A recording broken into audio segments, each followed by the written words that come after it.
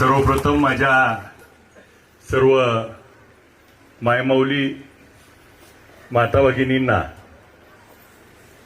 महिला दिनाच्या लक्ष शुभेच्छा देतो. आपणच आई आहात, आपणच बहीण आहात, आपणच मुलगी आहात, आपणच सखी आहात. आपलाच आशीर्वाद आणि आपल्याशिवाय हे सृष्टी त्या ठिकाणी अपूर्ण आहे. म्हणून आपण आहात म्हणून आम्ही आहोत, तुम्ही आहे म्हणून आमचा जन्म झाला आहे. त्यामुळे तुमच्याशिवाय आमचं काही नाही. म्हणून आपणा सर्वांना ह्या महिला दिनाच्या निमित्तानं आपण सक्षम व्हावं.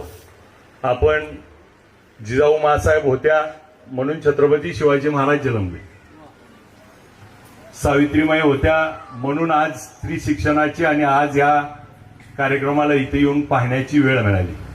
रमाई होत्या, अहिल्यादेवी होळकर होत्या. ह्या सर्वांमुळं या ठिकाणी समाजामध्ये आपलं अस्तित्व देखील घडलंय आणि अस्तित्व आता पुढच्या पिढीला देण्याचं काम आपण खरं करताय. आपल्या या कार्यास खूप शुभेच्छा.